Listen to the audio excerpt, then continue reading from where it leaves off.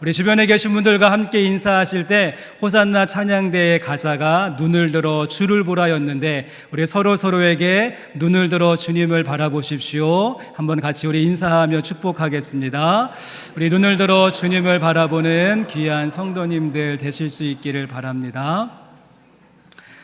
강원도 태백에 가면 예수원이라고 하는 공동체가 있습니다. 기도가 노동이요, 노동이 기도다라고 하는 구호 아래 함께 땀 흘려서 일하는 것을 강조하고, 또 규칙적인 공동체 생활을 통하여서 지쳐있는 현대인들에게 새로운 차원으로서의 안식과 영적인 충전을 공급해주는 곳이 예수원이라고 하는 곳이죠. 여러분, 그런데 이 예수원이 자리 잡고 있는 정확한 위치가 어디인가 하면 강원도 태백시에 있는 삼수령이라고 하는 마을에 자리를 잡고 있습니다. 왜 이곳의 이름이 삼수령인가 하면 말 그대로 삼수령, 세 가지의 강물의 줄기의 근원이 되기 때문에 삼수령이라고 하는 이름을 갖게 되어졌습니다.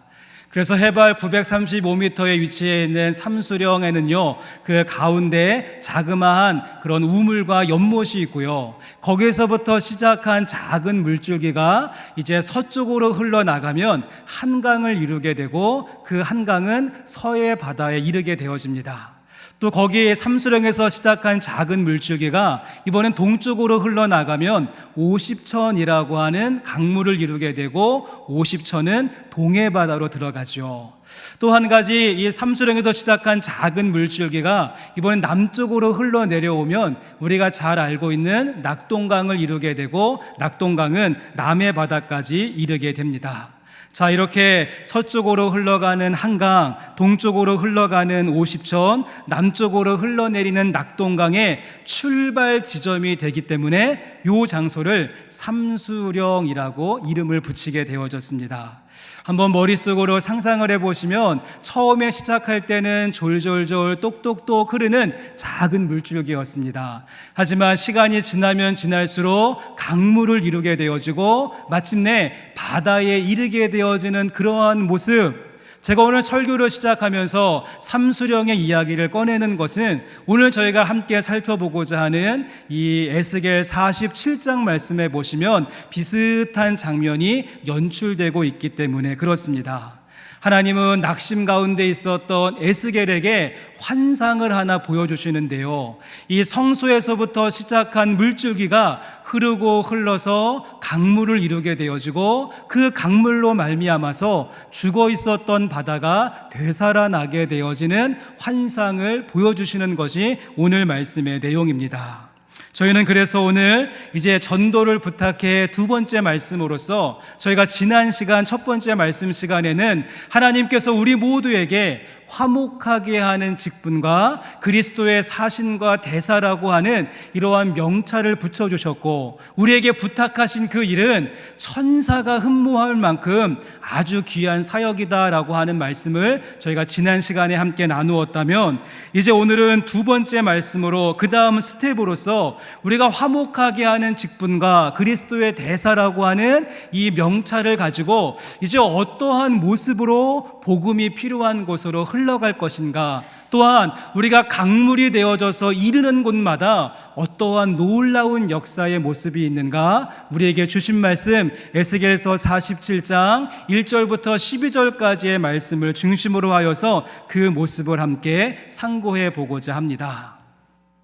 자, 오늘 우리가 먼저 47장의 1절과 2절의 말씀을 같이 한번 읽어보시겠는데요, 47장 말씀이 시작하는 1절과 2절의 말씀 같이 한번 읽어보십니다.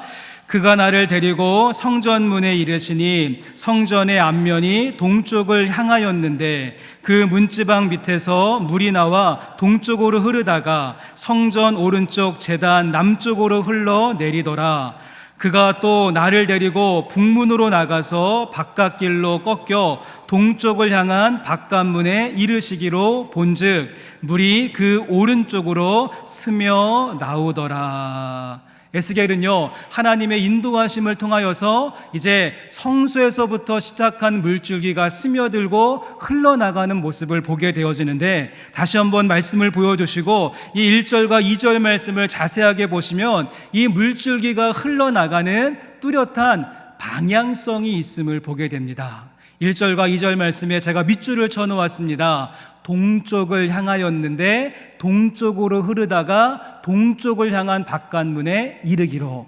여러분, 성소에서 시작한 물줄기가 어느 방향을 설정하고 지금 흐르고 있습니까? 동쪽으로 가고 있는 것이죠. 하나님은 지금 아주 의도적으로 성전에서 시작한 물줄기를 동쪽으로 계속해서 스며들게 하시고 동쪽으로 계속해서 흐르게 하는 모습을 보여주고 있습니다.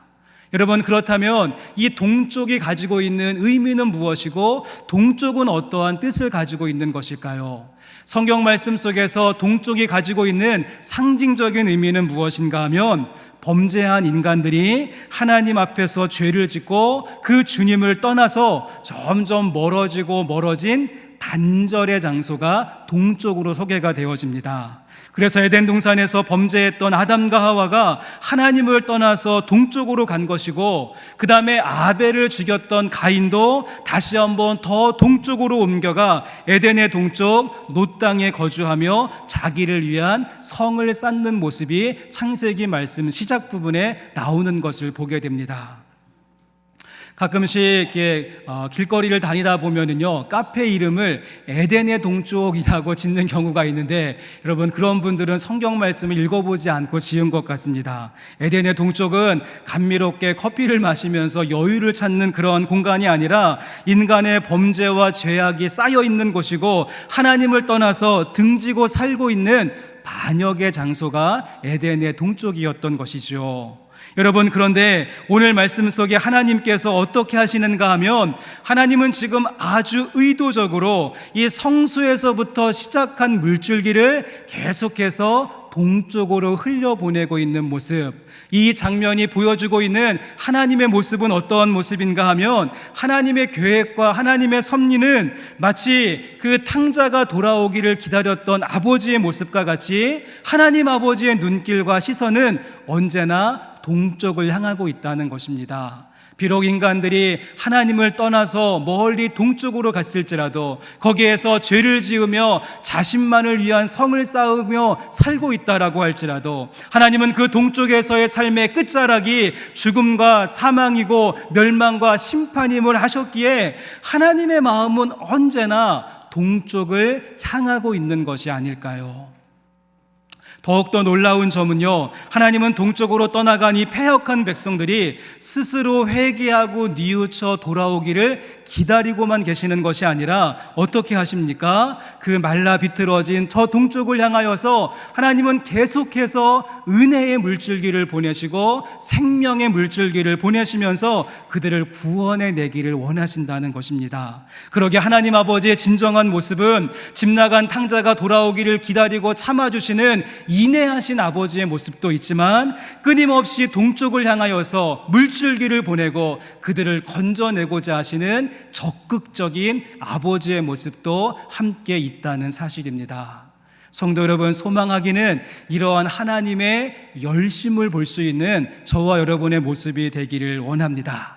그래서 우리가 한쪽에는 화목하게 하는 직분이라고 하는 명찰을 붙이고, 또 한쪽에는 그리스도의 대사라고 하는 명찰을 붙이고, 우리가 주님께서 보내시는 거룩한 물줄기가 되어져서 저 거칠고 메마른 동쪽을 향하여서 힘있게 뻗어나갈 수 있는 주님께서 사용하시는 거룩한 물줄기와 같은 삶이 되실 수 있기를 주님의 이름으로 간절히 소망합니다. 여러분, 그렇다면 이렇게 성소에서 시작한 물줄기가 이제 동쪽이라고 하는 분명한 목적과 방향성을 가지고 이제 흘러가기를 시작하는데요, 그렇다면 말씀을 계속해서 보시면 이렇게 흘러가는 물줄기가, 이렇게 흘러가는 강물이 이르는 곳마다 어떠한 놀라운 역사가 있는지 같이 한번 오늘 말씀을 통하여서 살펴보고자 합니다. 어떠한 일들이 벌어지는가? 본문 말씀을 계속해서 읽어보시면 처음에는 똑똑똑 졸졸졸 떨어지는 미약한 물줄기였습니다. 그런데 이제 그 1,000척을, 그러니까 450m를 나가서 측정해 보았더니 물이 발목 정도가 되었고요. 그 다음에 또 1,000척 450m를 나가 보았더니 무릎 정도의 높이가 되었으며, 다시 한번 450m를 나가 보았더니 허리 정도의 깊이가 되었고, 마지막 다시 한번 450m를 나가 보았더니 그때는 사람이 헤엄쳐야 할 만한 큰 강물이 되어져서 창일하게 흘러가는 모습. 그래서 재미있는 표현은 에스겔이 이때부터는 더 이상 물이라고 부르지 않고 강이라고 부르게 되어집니다. 여러분, 그렇다면 오늘 설교의 제목과 같이 이 강물이 이르는 곳마다, 이 강물이 이르는 곳마다 우리가 어떤 일들이 펼쳐지고 벌어지게 되어지는지, 어떤 역사가 있는지 본문 말씀을 통하여서 같이 한번 살펴보고자 합니다. 자, 가장 먼저 첫 번째로요, 강물이 이르는 곳마다 어떤 일이 있는가 하면 8절 말씀을 한번 보시면, 강물이 이르는 곳마다 살아남의 역사, 살아남의 역사가 있기에 우린 이 강물을 정의하기를 생명의 물줄기다라고 부를 수 있을 것 같은데요. 우리 8절의 말씀, 본문 말씀 가운데 8절 말씀 같이 읽어보시겠습니다. 그가 내게 이르시되 이 물이 동쪽으로 향하여 흘러 아라바로 내려가서 바다에 이르리니 이 흘러내리는 물로 그 바다의 물이 되살아 나리라. 동쪽으로 흘러가서 바다에 이르게 되어졌는데요, 그 바닷물이 어떻게 되어졌습니까? 되살아나게 되었다. 되살아나게 되었다. 또한 이 말씀의 공동 번역을 보시면 이 바다를 이야기할 때 사해바다다라고 이야기합니다. 사해바다, 죽은 바다라고 이야기하고요, 소망이 보이지 않고 생명력이 자리 잡을 수 없는, 생명의 흔적을 찾을 수 없는 죽은 사해바다였다라고 말씀은 기록합니다. 그런데 그 바다가 어떻게 되어지는 것입니까? 이 성소에서 시작한 물이 흐르고 흘러서 이 바다에 닿는 순간 그 바다가 되살아나게 되었다, 소성함을 입게 되었다. 이전 영어 성경에는 힐드, 고침을 받게 되었다. 히브리어 성경에는 우리가 잘 알고 있는 단어 라파라고 하는 말을 쓰면서 이 죽어 있었던 사해바다가 이 강물로 인하여서 여호와 라파, 고침받게 되어지는 놀라운 역사를 경험하게 된다는 것입니다. 여러분, 혹시 바닷가에 가셔서 수영을 하시다가 바닷물을 먹어보신 경험이 있으십니까? 그 맛이 어떠셨습니까? 어이구, 바닷물이 얼마나 짠지 짠맛을 넘어서 쓴맛이 나고요, 한두 번 먹으면 참을만 하지만 계속해서 바닷물을 먹게 되어지면 이 속이 뒤집히고 나중에는 구토를 하고 심각한 고통을 호소하게 되어집니다. 그래서 바다에서 수영을 하실 때는요, 이 머리를 불에 팍 쳐박고 자유형으로 수영하시면 안 되고, 이 다리는 개구리처럼 하고 이 손은 댕댕이처럼 이렇게 하면서 고개를 쳐들어야지 그 흘러오는 바다에 물을 먹지 않게 되어집니다. 여러분, 그런데 이렇게 쓴맛이 나는 지금 바닷물도 염도를 분석해 보면 3.5% 정도의 염도라고 합니다. 하지만 오늘 말씀에 기록되어지고 있는 사해바다, 이 죽은 바다의 염도는요 34.2%, 무려 10배나 넘는다는 것입니다. 또한 그 크기도 작은 연못의 수준이 아니라 길이가 80km이고 너비가 18km, 또한 가장 깊은 곳의 수심은 350m가 넘는 축구 경기장 30배 면적의 그 넓은, 그래서는 정말 소금물과 같이 쩔어 있는 그곳이 여러분 신선하고 프레시한 물이 되어지고 호수와 같이 무엇인가가 살 수 있는 생명력 있는 물로 바뀐다는 것, 불가능한 일이고 생각도 할 수 없는 그런 일이었습니다. 그런데 우리 주님의 놀라운 계획은 무엇인가 하면 이 성소에서 똑똑똑 졸졸졸 시작한 이 물을 통하여서 저 죽어있는 바다를 살리시겠다는 것이죠. 일반적인 경우 그 강물이 바다에 이르게 되어지면 흔적도 없이 사라지는 것이 일반적인 모습일 텐데, 놀랍게도 그 모습이 역전되어져서 그 강물이 그 바다에 닿는 순간 그 죽어있었던 사해바다가 힐드, 고침을 받게 되어지고 소성함을 입게 되어지고 다시 한번 살아나며 여호와 라파의 역사가 그 바다 가운데 있게 된다는 것, 그것이 오늘 말씀의 첫 번째 모습임을 보게 되어집니다. 저는 소망하기를 이 살아남의 역사가 먼저 여러분의 삶의 환경 속에서 경험되어지는 은혜가 있기를 원합니다. 사탄과 마귀와 악한 영은 끊임없이 우리들의 마음을 향하여서 속삭이는 정도가 아니라 웅변하듯이 외치지요. 너의 삶은 사해바다와 같은 삶이라고, 다시는 일어날 수 없을 것이고 회복 불가능하며 소망을 기대할 수 없다. 당신의 삶의 죽음의 농도는 3.5%가 아니라 35%라고 우리에게 끊임없이 외치고 우리를 유혹하고 우리 가운데 웅변적으로 말한다라고 할지라도, 여러분, 사탄이 아무리 크게 외치고 나에게 주어진 모든 환경이 정말 꿈을 꿀 수 없는 자리이고 나에게 있는 데이터와 모든 분석이 내 삶이 사해바다임을 증명해주고 있다라고 할지라도, 여러분, 하나님께서 보내시는 생명의 물줄기가 지금도 우리를 향하여서 오고 있다는 사실을 꼭 기억하실 수 있기를 원합니다. 여러분, 그 생명의 물줄기가 지금 엉망진창이 되어버린 내 몸과 내 마음과 내 삶의 모든 부분들을 정말 여호와 라파, 그 능력의 손길로 고치고 치료하고 되살아나게 하실 줄로 믿습니다.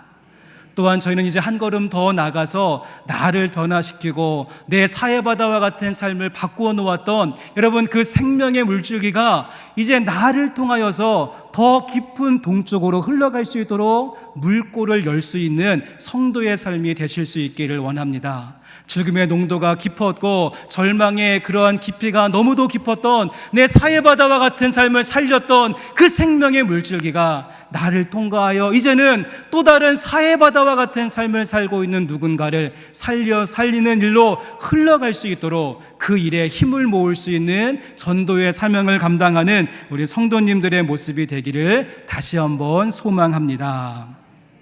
사진을 한 장 보여주시면, 여러분, 이 사진은 어떤 등산을 좋아하시는 분이 산에 갔다가 찍어서 올린 사진인데, 이 바위틈, 단단한 바위틈에 어떻습니까? 소나무가 뿌리를 내리고 있는 사진. 와, 정말 멋지지 않습니까? 단단하고 딱딱하고 빈틈이 보이지 않는 저 암벽, 그 바위틈에 소나무가 뿌리를 내릴 수 있는 비결은 무엇인가 하면요, 소나무에게는 생명력이 있기 때문에, 저 소나무에는 생명력이 있기 때문에 단단하고 딱딱하고 틈이 보이지 않는 바위라고 할지라도 그 생명이 뚫고 들어가는 모습을 우리는 볼 수 있습니다. 마찬가지입니다. 우리가 전파하는 복음에도 생명력이 있습니다. 여러분의 입술 가운데 나가는 그 하나님의 말씀에는 생명력이 있는 것이죠. 그래서 우리가 전하는 복음의 말씀을 듣는 사람들의 마음이 아무리 바위처럼 단단하게 굳어 있을지라도, 도저히 틈이 보이지 않는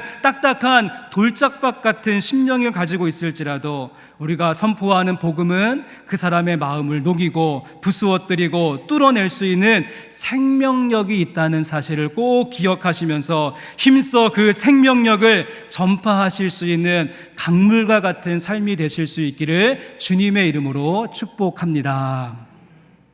자, 그런가 하면 다음 두 번째로 이 강물이 이르는 곳마다 어떠한 역사가 있는가 하면, 우리 그 다음 절인 9절과 10절의 말씀을 같이 보실 텐데요, 9절 말씀을 시작하는 첫 문장을 보시면 이 강물이 이르는 곳마다 라고 말하면서 오늘 설교의 제목을 가지고 설명합니다. 이 강물이 이르는 곳마다 어떤 일이 있는지 우리 두 번째로 9절과 10절의 말씀 같이 읽습니다. 이 강물이 이르는 곳마다 번성하는 모든 생물이 살고 또 고기가 심이 많으리니 이 물이 흘러 들어가므로 바닷물이 되살아나겠고, 이 강이 이르는 각처에 모든 것이 살 것이며 또 이 강가에 어부가 설 것이니 엔게디에서부터 에네글라임까지 금을 치는 곳이 될 것이라. 그 고기가 각기 종류를 따라 큰 바다의 고기같이 심이 많으려니와.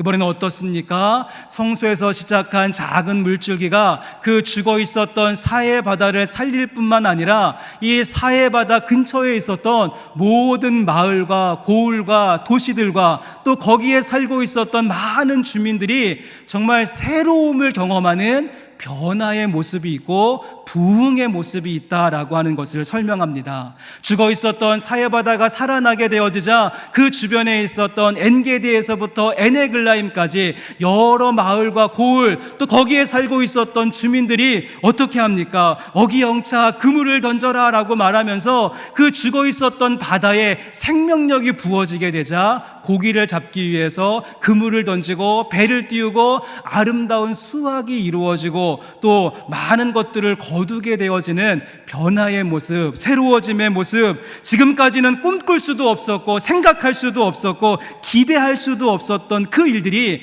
그들의 삶 가운데 벌어지는 변화의 현장을 오늘 말씀은 기록해주고 있습니다. 저는 대학생 때 한 3개월 정도 시간을 내어서 이 이스라엘 지역을 배낭여행을 다녀온 적이 있는데요. 그때 예루살렘에 머물고 있다가는 이 사해바다가 어떤 곳인가 궁금해서 제가 이제 버스를 타고 이 예루살렘을 출발하여서 사해바다를 다녀온 적이 있습니다. 그때 제가 타고 있었던 버스가 거의 이제 사해바다 근처쯤 가서는 휴게소에서 멈추게 되었고요. 제가 그만 차에서 내리고 버스에서 내리다가는 제가 가지고 있었던 물통을 확 쏟는 바람에 제 바지가 다 젖게 되어졌습니다. 그래서 바지가 젖은 채로 한 20m쯤 떨어져 있는 화장실을 다녀오는데 와우, 놀랍게도 그 한 20m 화장실을 다녀오는 사이에 젖어 있었던 바지가 바짝 마를 정도로, 여러분, 사해바다는 굉장히 메마르고 척박한 곳, 또 제가 말씀드린 대로 염도가 35%인 쩔어 있는 소금물이 담겨져 있는 그곳, 메마르고 척박하고 농도 짙은 그 염도가 있는 그 바닷물이 살아난다는 것 꿈도 꿀 수 없는 것이고요, 그 주변에 있는 사람들이 정상적인 생활을 한다는 것 기대할 수 없는 일일 것입니다. 여러분, 이 말씀은 1차적으로 지금 바벨론 포로로 끌려와 있었던 에스겔과 유다 민족들에게 주는 것이죠. 그들이 그발강가에서 토목공사에 동원되어져서 온몸이 지렁이와 같이 꿈틀거리고 있고 고난과 역경 가운데 있었던 그 유다 백성들과 에스겔에게 주님께서 환상을 보여주시는 것입니다. 너희가 꿈꿀 수도 없고 기대할 수도 없었던 그 모습은 어떻게 이루어질 것인가 하면 저 사해바다 근처에 있었던 엔게디에서부터 에네글라임까지 그물을 치는 곳이 될 것이고 어부들이 설 것이며 많은 고기를 거두게 될 것이다. 이것이 주님께서 보여주시는 꿈이고 소망이었습니다. 너희들이 알고 있는 대로 저 아라바 광야 생수 한 통을 통째로 쏟아도 10분 만에 말라버리는 저 메마른 땅 가운데 새로운 일들을 펼칠 텐데, 내가 성소에서부터 시작한 물줄기가 흐르고 흘러서 광야를 뚫고 나갈 뿐만 아니라 엔게디 폭포를 뛰어넘고 죽어있는 바다를 살릴 뿐만 아니라 그 주변에 있는 마을들, 거기에 살고 있는 그러한 주민들, 이전에는 꿈꾸지도 못했고 소망하지도 못했던 그들의 생각과 고정관념과 그들이 가지고 있는 이성과 경험을 뛰어넘는 하나님께서 놀라운 변화의 일들을 펼치시겠다. 이 변화의 현장이 또 한 가지 우리에게 보여주는 강물이 이르는 곳에서 벌어지는 일이 되는 줄로 믿습니다. 제가 오늘 설교를 시작하면서 잠깐 이 강원도 태백에 있는 예수원 이야기를 말씀드렸는데요. 이 예수원을 처음으로 세운 사람은 아처 토레이라고 하는 미국 성공회에 속해 있었던 사제 선교사님이 처음 세우게 되어집니다. 우리에게는 아처 토레이라고 하는 영어 이름보다는 대천덕 선교사님이라고 하는 아마 한국 이름이 더욱더 익숙하실 텐데요.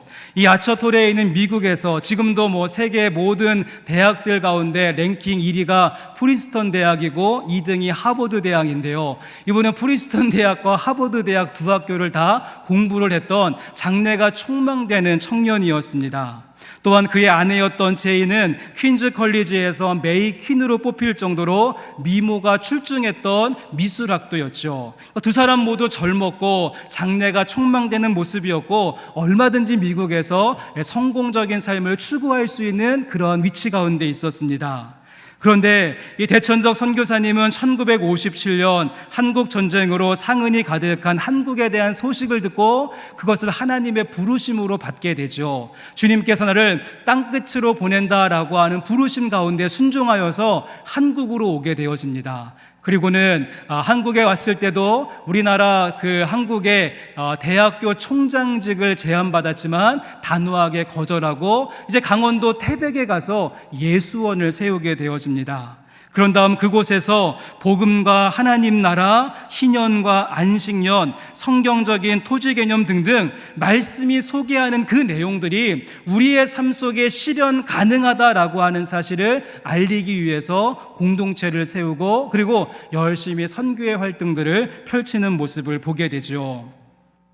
제가 이분이 쓰신 책을 읽다가는 예수원을 처음으로 정할 때 왜 태백에 있는 삼수령으로 정하게 되었는가 그 이유를 설명하는 내용을 제가 읽게 되어졌는데요. 여러분, 그 이유는 무엇인가 하면 오늘 저희가 살펴보고 있는 에스겔서 47장의 말씀에 대한 환상과 특별히 9절과 10절 말씀에 나오고 있는 그 사해바다 근처에 있었던 마을과 주민들의 변화되어지는 부흥의 모습을 토레이 목사님도 마음속에 품고 예수원을 이 강원도 태백에 있는 삼수령에 세우게 되었다는 것입니다.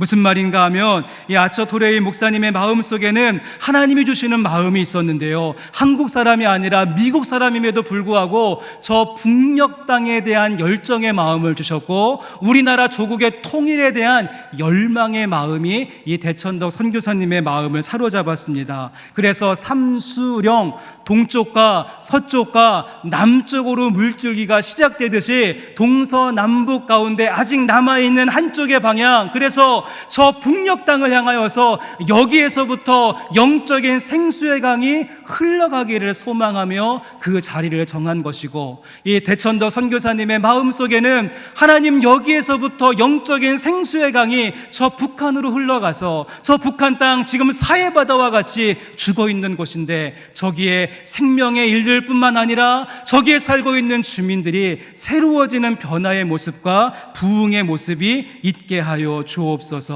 대천덕 선교사님의 평생의 기도 제목이었고, 여러분 지금도 예수원에 가면 네 번째 강 프로젝트라고 해서 북녘 땅을 향한 영적인 생수의 강을 흘려보내는 기도의 제목들이 지금도 계속해서 진행되어지고 이어지고 있음을 보게 됩니다. 성도 여러분, 그렇습니다. 저와 여러분의 모습도 우리가 영적인 생수의 강이 되어져서 여러분 주변에 꿈꿀 수 없는 사람들, 또 새로운 것을 기대할 수 없는 사람들, 소망을 잃어버린 사람들, 메마르고 적막한 현실 가운데 있는 사람들, 우리는 그런 사람들에게 흘러가서 꿈꿀 수 있다고, 새로운 것을 바라볼 수 있다고, 삶의 목적을 찾아보라고, 활기를 되찾으라고, 인생 가운데 가장 귀한 선물인 예수님을 소개하며 변화와 부흥을 알릴 수 있는 영적인 물줄기가 될 수 있기를 원합니다. 성도 여러분, 남아있는 2주간 동안 내가 강물이 되어져서 흘러갈 대상인 누구인가 기도하는 마음으로 준비하시고 그 사람을 위하여서 영적인 생수의 강 프로젝트를 진행할 수 있는 우리 영생교회 성도님들 되시기를 주의 이름으로 간절히 소망합니다. 마지막으로 한 가지만 더 보시면은요, 이렇게 성전에서 시작한 강물이 마지막, 오늘 본문 말씀이 에스겔 47장 1절부터 12절인데요 마지막 12절 말씀 가보시면 이러한 모습으로 이제 말씀이 맺혀지게 되는데, 이 강물이 이르는 곳마다 열매가 있다라고, 추수의 열매가 있다라고 이야기를 합니다. 우리 마지막 12절 말씀 같이 읽어보십니다.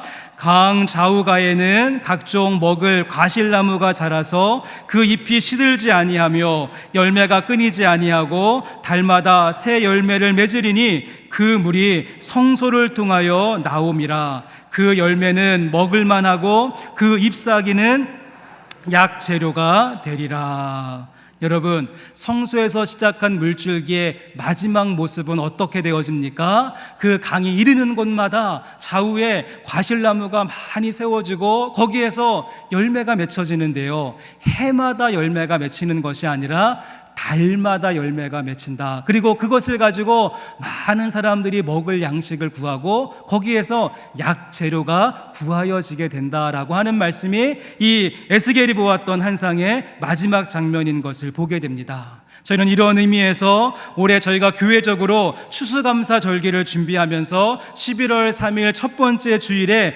추수감사 전도축제를 준비하는 이유가 바로 여기에 있죠. 우리가 추수와 열매의 계절을 맞이하여서 주님께 올려드릴 것 참 많겠지만 주님은 무엇보다 우리를 통하여서 영혼의 추수, 영혼의 열매가 있기를 기대하신다는 사실입니다.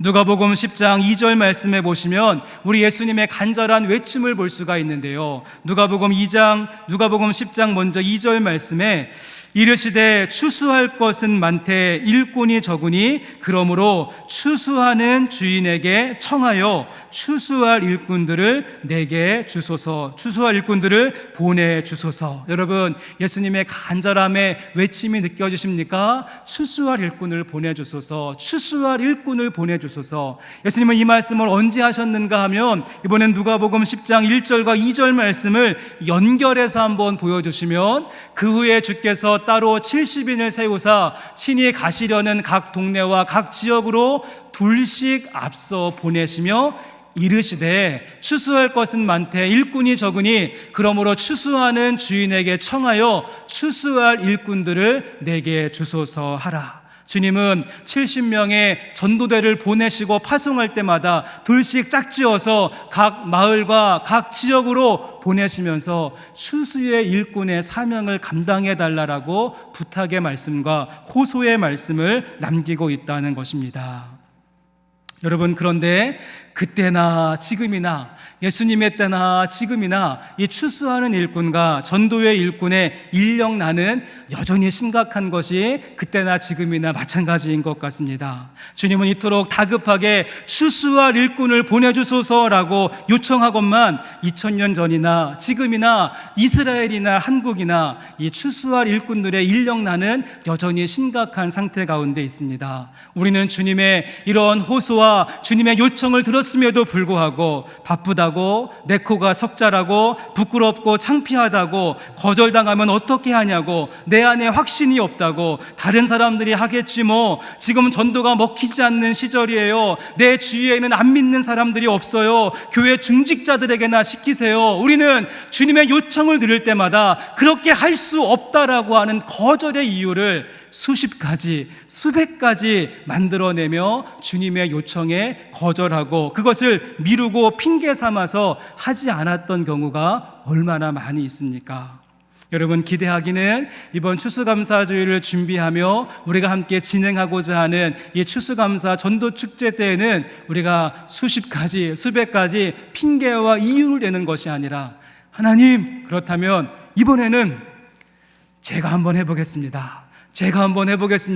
나를 추수하는 일꾼으로 사용해 주시고 내가 강물이 되어 이르는 곳마다 과실나무가 세워지고 거기에서 아름다운 영혼의 추수의 열매가 맺혀지게 하시고 새 생명을 거둘 수 있는 놀라운 역사의 일들이 펼쳐지게 하여 주옵소서. 우리 함께 손들고 자원하는 마음을 가지고 귀한 직분 감당하는 저와 여러분의 모습 될 수 있기를 원합니다.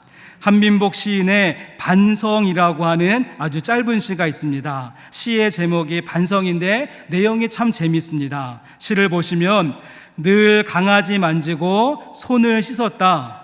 내일부터는 손을 씻고 강아지를 만져야지. 무슨 의미인지 아시겠습니까? 다시 한번 보시면 늘 강아지를 만지고 손을 씻었다. 내일부터는 손을 씻고 강아지를 만져야지. 아마도 시를 지은 사람이 강아지를 아끼기는 하는데 강아지를 만진 다음에 손을 씻는다는 것은 강아지를 만지면 내 손이 더러워진다라고 생각한 것이죠. 근데 이제 반성하는 의미로 생각을 바꾸어서 강아지를 만져주기 전에 내 손을 씻겠다라고 하는 반성의 의미. 이 시를 소개시켜드리는 것은 지금 우리들의 삶 속에서 전도의 일들, 복음 전파의 사명들, 선교의 일들, 증인이 되는 삶이 늘 우리들의 삶 속에서 뒷전이고 부수적인 일이었으며 나와는 별로 상관이 없고 나중에 시간 있을 때 그때쯤 할게요, 선택의 일이었다는 것이죠. 이제 우리의 그러한 태도와 우리의 마음가짐을 우리가 반성할 수 있었으면 좋겠습니다. 오늘 다시 한번 말씀을 기억하시면서 전도는 내 인생 가운데 가장 고귀한 사명이며 우선순위이고 힘써 감당해야 되는 필수의 내용임을 꼭 기억하시면서 추수하는 일꾼이 되고 열매 맺는 강물의 모습이 될 수 있는 우리 영생교회 성도님들 되시기를 주님의 이름으로 간절히 소망합니다. 이제 말씀을 마치겠습니다. 요즘 우리가 살고 있는 익산은 축제의 분위기입니다. 그래서 여기 옆에 중앙체육공원을 가면은요, 국화가 몇만 송이죠?